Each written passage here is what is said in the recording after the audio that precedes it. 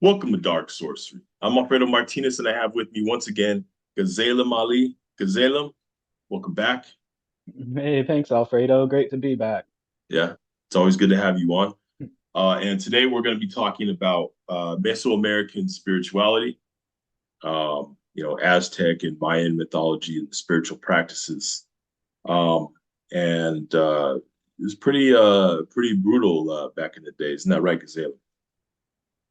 Oh yeah, I mean, if we look at Aztec mythology and stuff, especially from our Western point of view, it can be really terrifying even because their worldview was about renewal and rebirth, but that definitely involved human sacrifice. Right. And so let's go ahead and get into talking about the Aztec god Zipe Totec. Now, Ooh. Zipe means, to flay or peel, as in peeling off the skin, which is what it's referring to. Um, in fact, Gazela, if you could show that picture of Zipe Totec. Oh yeah, I have a picture. Okay, so if you take a look at that, you can see he's wearing somebody else's skin. Go ahead and explain that, Gazela. Yeah, you can see that he has this leather bodysuit on, and the skin's almost kind of bubbly and golden because once the priest wears this suit, he has to wear it for 20 plus days or at least until the skin decomposes off of the body and sheds away from the body in order to be renewed as a new person. Mhm. And the weird synchronicities to this and with Jesus Christ is the renewal and shedding of blood in order to renew and have that cycle. But it's funny because this is like you've seen Texas Chainsaw Massacre and Leatherface, and you've seen like the Silence of the Lambs and people making these suits out of skin. These myth, these things in these films came from a serial killer. Well, he was a murderer in the 1950s named Eddie Gein, who was preparing an entire suit out of skin for a bodysuit. And he was really influenced by Nazis and the Aztecs. And when the police went to his house, they found his whole house was full of like lampshades made out of skin. He had like cereal bowls made out of skull caps. They went to open the blinds and were pulling on the drawstrings, and there were human lips sewn into the drawstring. And so, yeah, And if people well, wanting to bring back this Aztec stuff, that's kind of scary. right, and the similarities between Zipa Toltec, between that the shedding of blood for renewal and our modern Western day, religion, which is dominant, is Christianity. Um, I mean, if you were to take a look at, Christianity believes in the shedding of blood for renewal or salvation. And, for someone not from the West to see a picture of Jesus Christ, being sacrificed, shedding of blood, and they're wearing that around their neck. And then you go, what's that? Oh, that's a symbol of peace. Get the fuck out of here. You know what I mean? Like it's just been so ingrained into our mind that we just think nothing of it. Whereas, back then, something like that was something normal to them. They Oh just had a yeah. different mentality. Um, In fact, Gazam, go ahead and tell the viewers of someone who showed up to the person who their daughter's wedding. Oh yeah, this Aztec king decided to marry a woman that was one of the tribes, warring tribes. And so she shows up at the wedding prior to get prepared and stuff. And so her dad finally makes it to the wedding, and when he gets there, the lead priest is dancing around in her skin. They filleted her and sacrificed her, and then the dad shows up and is like, "Oh my gosh, man!" This is But scary. the thing is, back then in Aztec culture, that was considered an honor to be chosen for that. I mean, there's time they made a festival for Zipe Totec, and they would do sacrifices on that day or during that time for the festival, and they would choose about maybe six, seven, eight different people to to symbolize gods in their pantheon, and they wear these suits and go around mimicking the gods, and for 40 days, and then on the 40th day, that those people would be sacrificed, but it was considered an honor to be chosen for that. So I just thought I'd Oh yeah. just throw that in there. And in fact, a lot of the times with these people, they were worshipped and treated as gods while they were still around. And so they were given tons of food and women and were able to party it up until the big day. Hmm. So would you say that maybe like the reason that they wore these costumes or wore somebody else's skin is because that person or that god, their essence is supposed to be in that person? They worship them as God because the presence was dwelling in them, among the Yeah, people. it's weird because there is this thing with masking and with costumery and ritual working where you actually become and represent the god. Um, for 30 some odd years, I was introduced to the Headless Ritual, which a lot of the viewers probably know. It's like the Bornless Ritual done by Gregor Mathers, Lister Crowley, and the Golden Dawn. But Right. it actually comes from this old Greek magical papyra, where it's this exorcism where you invoke this angel or demon that's called the Headless One. Year I've been practicing and working with this for a long time, and it's weird because once it's invoked, it has sight in the feet, which means its head would be laying down by its feet because it's lost its head. But I Uh, think this represents a a god that can have interchangeable heads, and you could switch the heads. And so when we're looking at Egypt and Mesopotamia and these different Egyptians with different heads, you can switch the heads and become a different god. And it's weird in Mormonism in the Pearl of Great Price. Joseph Smith did this with his own Egyptology, where he was taking the heads and switching them around and kind of doing whatever he wanted. right. But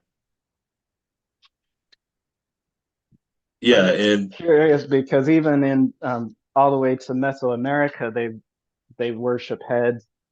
I have a little Alegua head here. Ishu is the crossroads, mhm. and but you have cultures all the way. These are the Sami cultures. The Sami were worshiping these. Let me see. I have a good one. Oh, here he is. People worshiping head. The Sami were the Laplanders up in. But the funny thing is Jesus Christ originally was an ass-headed god that people would. The very first depiction of Christ that they know of is this graffiti of an ass-headed god. Where did So that there's come sitting here. from? This The, is from graffiti in Greece, and it says, the early Christian church, right? yeah, it's somebody making fun of a worshiper, a Christian, early Christian, saying he, Mm. and the graffiti says Alexandrios worships his god. But I also did an image of Christ with the head of an ass-headed god. That's from your But tarot even deck, right?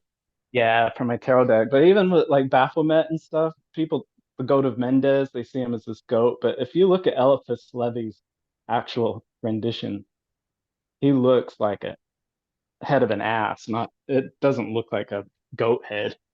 Mm. But I just think that that's curious because I've been working with this scrying stone.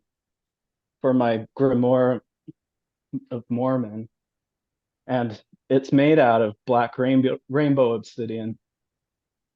And that was a weird coincidence that I discovered as I was watching this video by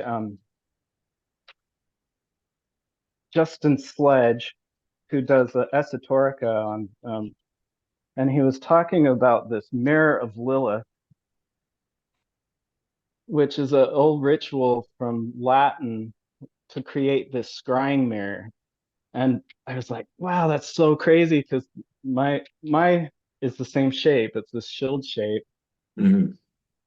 Yeah, representing the downward, representing the vulva, I guess. But what was weird is Justin was one of the first people to translate this from Latin, and it actually calls it the black mirror of Billith.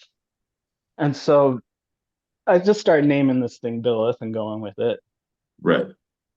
I writing my grimoire, I wanted to stay away from all other grimoires, even any kind of cultural influence or anything. I wanted it Mormon and I wanted it in America. So I wanted the demons to be exclusive.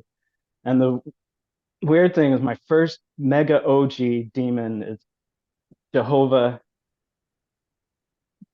because Jehovah is like the demiurge and he's the most powerful of all gods. And the way that this came about is you have Moses and Moses and Pharaoh and their serpents. Moses is the OG. He has the most powerful God. You have Saint Cyprian, was the most black magical, evil black magician ever, became a Catholic saint because he found out that they have the most powerful God. When you look at these early grimoires like that, the one that puts the demons in their place is the Tetragrammaton, is the four-letter four. They're the four kings. They're the ones that it's the most feared. You know what I mean? Mm. And so I just to me I think. Oh, but the reason I was bringing this up with the Black Mirror is I found Billith, and Billith is an actual demon in the Goetia and in other grimoires, and all of a sudden I'm like, oh my gosh, I have Billith. I was trying to deliberately stay away from these, but now now I'm in contact with this demon named Billith. And Hmm. the thing that's curious about it is that Billith is the one that gave the black magical rights to Ham and passed it over to Noah. And with with that, once I looked up Billith is a black cat, is what the demon looks like. And Tezcatlipoca, who is one of the Aztec gods, is the black smoking mirror, is a black jaguar. Ah, yeah, there you go, the Jaguar. Yeah. And Very so it was just interesting connection there. so Yeah. weird how it came around full That's so circle like cool. that. It was like You mind know, blowing. speaking of Obsidian, um, when the people who were to be sacrificed in these Aztec rituals, they would use these carefully crafted obsidian knives, and the Aztecs put a great significance on obsidian. In fact, there's a god. His name is Itztli, which means Catla. obsidian in Aztec, and he is um, an aspect of Zipe. But Itztli, yeah, I just wanted to mention about the importance of obsidian to the Aztec culture.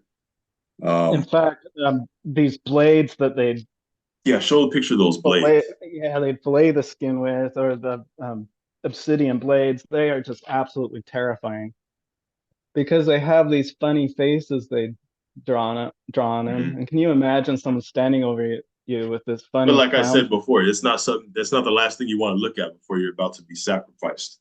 Yeah, no, no, no. And in a god form, it's even more strange. It has, The it heads. has this head underneath its arm, but its whole body is this blade. But I have these one picture. It's just it almost looks like something clowning around, because let's see if I can find them. Oh yeah, they look like something out of a comic book or Right. something.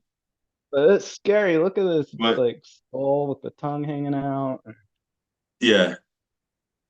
There's weird stuff with that too. With like I think Oh, the early grimoires, you have the Grimoire Verum, uh-huh. and these that if you put them side by side with these Aztec faces and stuff. I mean, Hmm. I think that's where they probably got these in the 1600s from the Aztecs, and then they made them into European grimoires and stuff like that. Hmm. And yeah, show the picture, the similarities between the blade coming out of the mouth of the fifth son Oh and yeah, description of Jesus Christ in Revelation.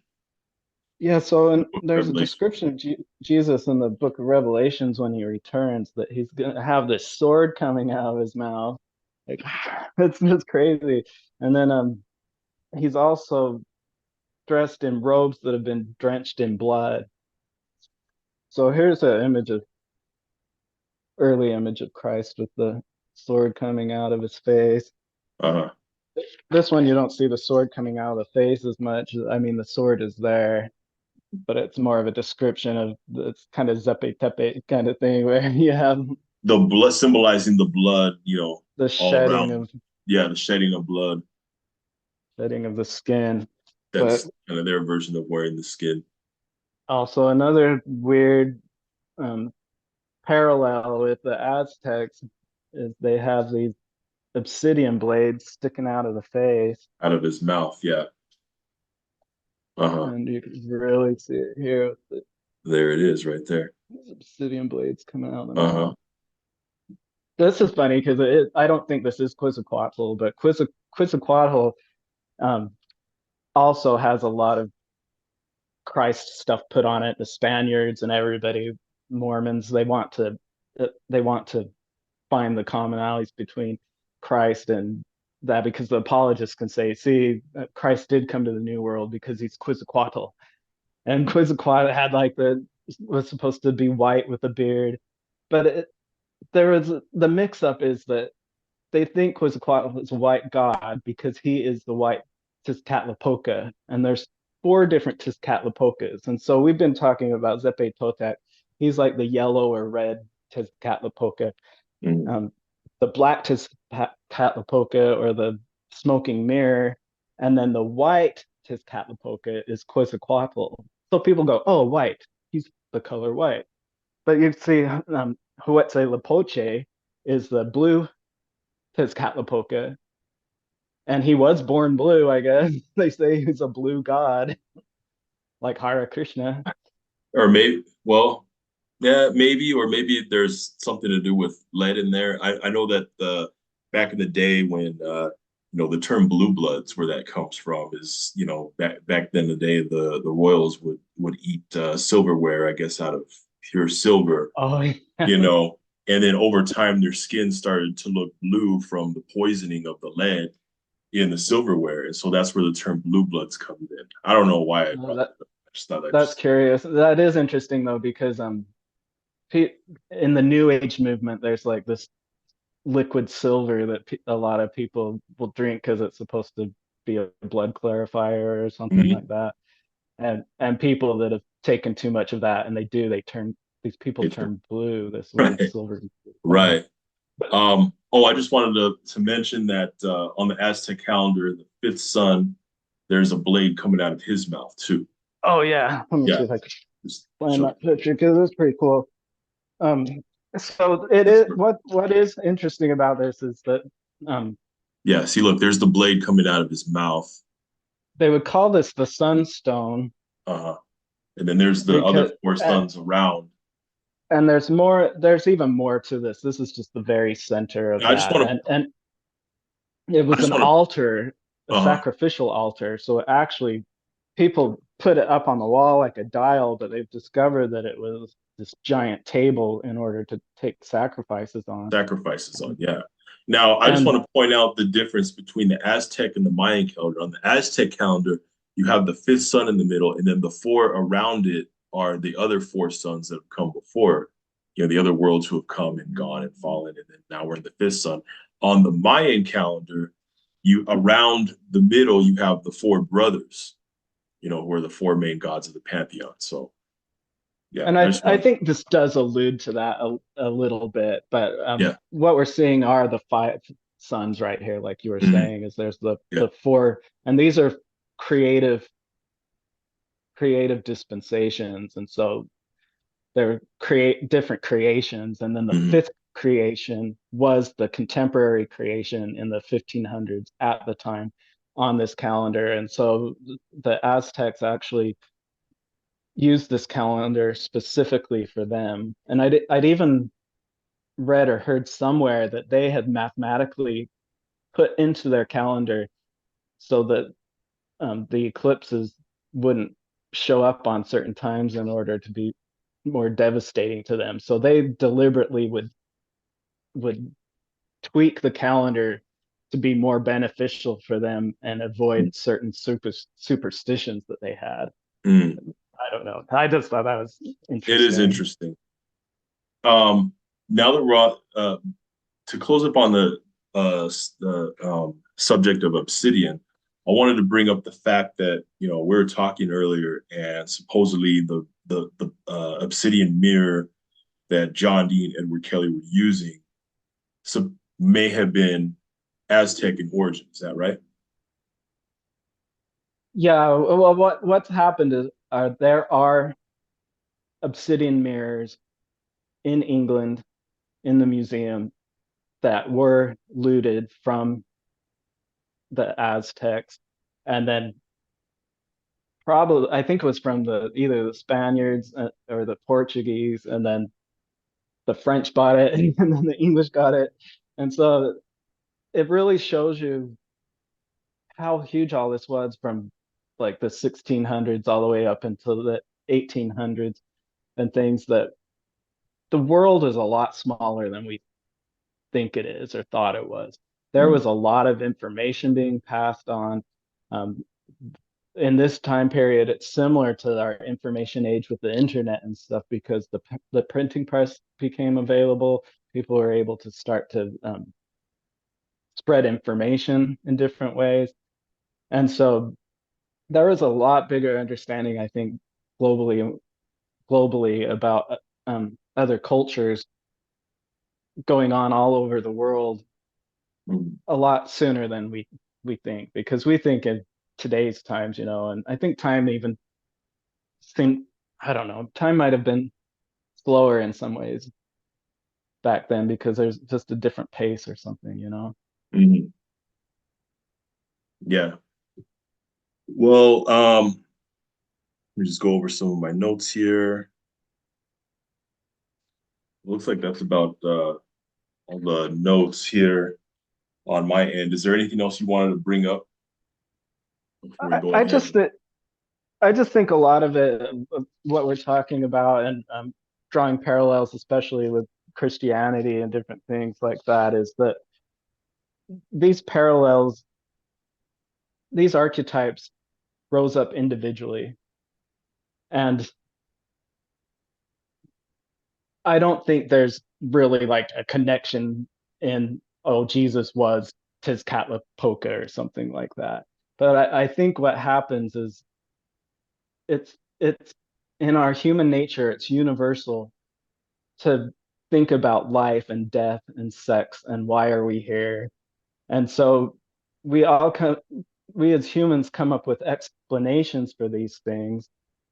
And even though it's you'd think, how can you draw a connection between a, a person wearing the skin of another human being with the shedding of blood of Jesus Christ and all this?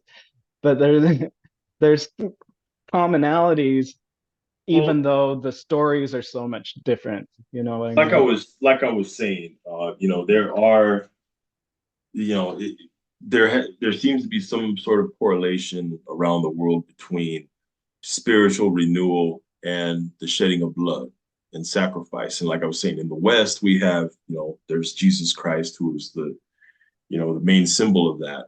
And then, back in the day with the Aztecs and the Mayans, they had their own interpretation of the shedding of blood, which is quite brutal as well. Um, Gazelam, weren't you going to mention something about Salt Lake City? You were talking earlier about. Oh, just I talk about how I'm Mormon a lot and things like that when I'm on the show. But I think there's a lot of confusion because when people think of Mormonism, what they're really thinking of is the Salt Lake City Church, which is the largest, boasts the largest numbers. But Brigham Young, who was their second president or prophet that came out to Salt Lake City and brought everybody out there, he made everybody get rebaptized, reconfirmed, and everything. So that religion isn't even the same religion as like the original church that Joseph Smith started in the 1830s, which was the Church of Christ. Brigham Young's church wasn't even formed until I think like 1870. So like 50 years later.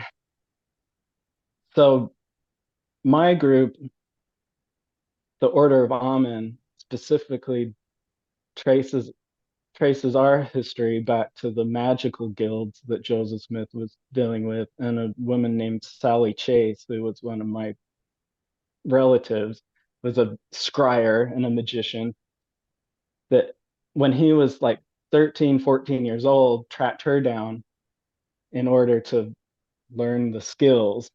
And Mhm. that's where my vein comes from, or my lineage comes from. And Mhm. so when I there's been a big thing that's happened recently where the head church in Salt Lake City purchased a lot of the very first Mormon temple, um, their very first endowment house, a whole bunch of properties and things like that because they have the money to do it. But the reorganized church um, was the group that Joseph Smith's entire family, his mother, his mom, um, a great part of the original church actually followed this reorganized group, and then Brigham came out here. But then there's like 200 other branches. There's the Strangites, and so I mostly just wanted to say when people say Mormons, they're not talking about the Salt Lake City Church. In fact, their recent president, Russell M. Nelson, has told them not to use the word Mormon because it's a win for Satan. Therefore, that makes them the anti Mormons. So when you say Mormons, you're most likely talking about the anti Mormons. Understood, man. All right. Is there any other pictures you wanted to show that you didn't get a chance to? Oh, I mean, Like, I have a whole stack of stuff here, but I think a lot of it was, I just wanted to talk about how the appropriation mhm. that happens with the Native Americans and Mormons are the most guilty about it because in the Book of Mormon they're trying to tell people who they are when they have no idea who they are. And Right. so I agree. and the appropriation's normal because even in early folk magic in America, you have stuff like the Pennsylvania Dutch, and what is their magic called? It's called powwow magic. But these are European Dutch people that outsiders would look at them and they'd see these weird symbols that they're painting on the doors. They would see their herbal practices for herbal remedies, for medicine and things like that, and think, oh, well, this must be powwow magic. It's like Native American stuff. So they named it powwow magic, but it doesn't have any connection to Native Americans. What it Right. is people people appropriating something that doesn't have anything to do with it. And so I guess that's the biggest point when we're talking about this kind of stuff, that the connections I think are these universal archetypes. We're not saying Jesus Christ is Tezcatlipoca, although a lot of Christians and Mormons like to draw those lines because it can make them say, oh, well, yeah, see, we really are the ones. Right. We're kind of just showing that there's similarity in comparing their concepts to our concepts of modern day everyday life. Well, I mean, I guess what we could do is go ahead and end this. We could probably do a part two sometime, gather more notes, do more study, and then talk about other Aztec gods, Mayan gods, and other types of sacrifices. Yeah, do you know it would be cool to go into, or maybe those four different kings and how each one of them have these weird similarities to Jesus Hmm. Christ. Yeah. Because, for instance, Huitzilopochtli is a sun god who led his people, who led the people from to the promised land. And what do they find? What do they find in order to know it's the promised land? A cactus with a snake with the bird on it. You have Moses taking people to the promised land with the post, with the serpent, with the Hmm. feathers. You have the eagle, you have the feathered serpent on the post in Azteca, Ashika, Mashika, and in Judea. So I'm not trying to give fodder to Mormon apologists out there, but you can do a lot better if you're wanting to make these connections. Right. Right, man. Well, Gazelam, it's been fun. It's been a good conversation. Thank you for coming on again. Thanks, Alfredo. And you're welcome. Everyone who's watching, like and subscribe to Dark Sorcery.